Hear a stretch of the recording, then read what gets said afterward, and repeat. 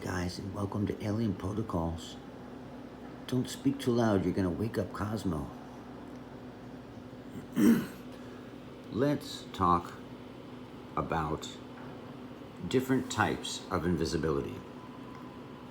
Recently, some documents have been confirmed and other documents have appeared that talk about certain government and other research efforts that believe the UFOs and UAPs are interdimensional, which I still don't completely know what that means. I am going to do a future video about different dimensions and different types of dimensions, but in this one I just came up with almost 20 other forms of invisibility, some within our technology now, but some foreseeable. What's going on? Are you okay, big buddy? Did you want to say hi to everybody and how much you love them? Do you love me? Aw, I love you too. I do. Don't make me stop the video. I love you so much, Cosmo. This is soul candy, my friends. He's probably going to whimper through the rest of the video, but it's worth it to talk about invisibility. I'm going to try and quickly go through different forms. There's a simple classical notion of bending photon vectors. This could be done from building a material from the atomic level up that's designed to bend or slow down photons or change their vectors so you don't see them.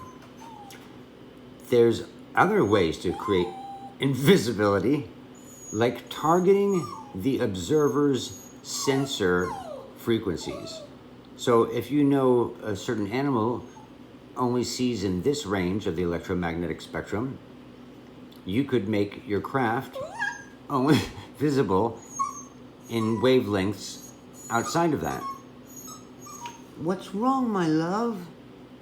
You really don't want me to do a video. You were just enjoying yourself. Don't ruin the video, please, or I'll feed you to a giant boa constrictor. I promise. Oh, this guy is the best. So, of course, targeting the observer's sensor frequencies is not only rational, but I would think expected of an advanced technology or an advanced intelligence. Then there's, of course, more forceful and high energy required types of invisibility, and that's gravitational space-time metric manipulation. If you can bend the fabric of space-time, you can certainly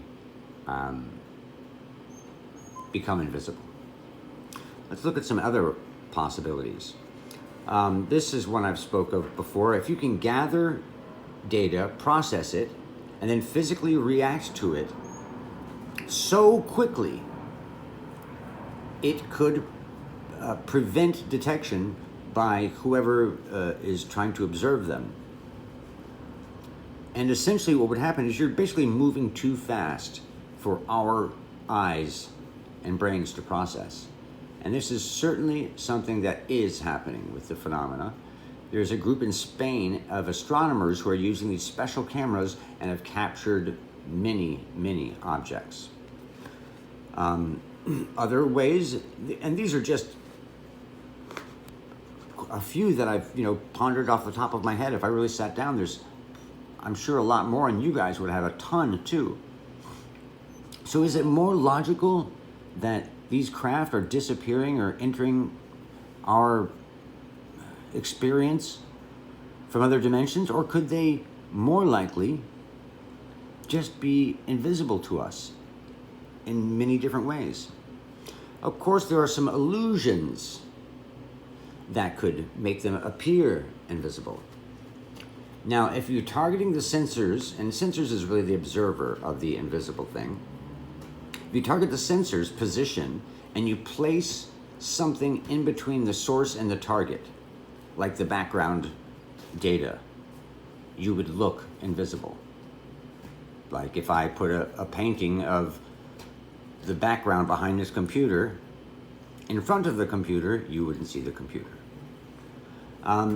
There's other ways to create illusions utilizing imperfection in the sensors.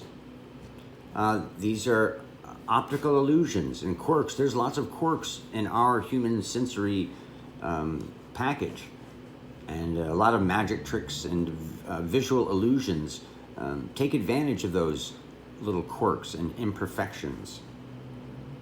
You could appear as mundane environmental features in a really quick way, and that could make you appear invisible.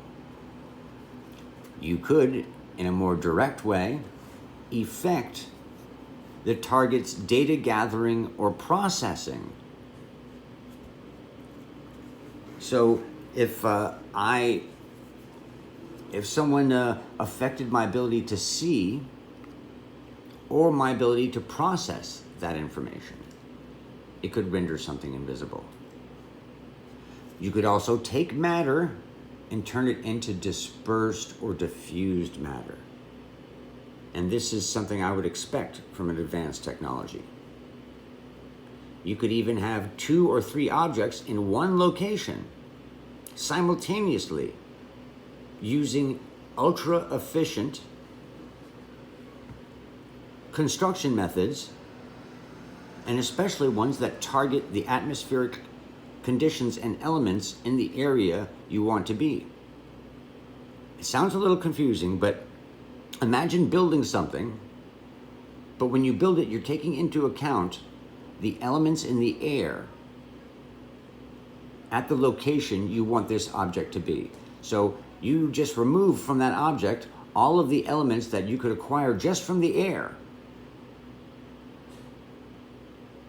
So when you place the object there, it looks invisible, but the object could turn on a feature and gather those out of the environment and become more solid. Okay, so you get this diffused and dispersed matter. I did a really interesting video about advanced technologies and what they could use this type of thing for.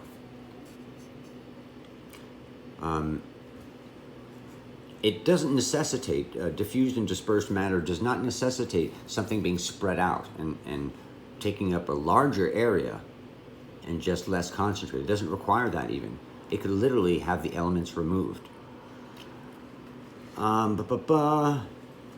Here's another one. You could turn up your transparency percentage as if something is Photoshoppy.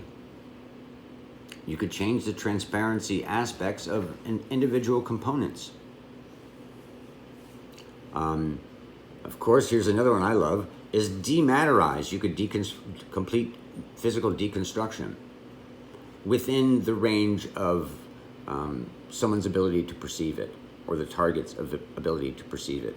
If you completely dematerize it, then it's gone. You have to have some control of the basic elements and molecules and compounds to be able to do that. There could be some sort of temporal transfusion, which is kind of stepping into the dimensional thing a little bit. But you could somehow temporally change that area to have it filled with what was in the past, but you are still there, but it's hidden by a temporal transfusion. Did I explain that nicely? I hope I did. Now here's the opposite of the diffused or dispersed matter. You could have concentrate or condense matter if you were incredibly advanced. So you would shrink. You could do something really weird and pinch yourself out of space-time. Not necessarily by having to create a black hole, but there could be other ways to pinch oneself out of space-time and be in a little pocket, but still be at the same location, just pinched off. Or, this one gets a little more dimensional, you could drop into an unknown spatial dimension. They speculate there's lots of tiny little dimensions wound up so small we can't see them. But maybe those small dimensions could have qualities that could allow something presumably large in our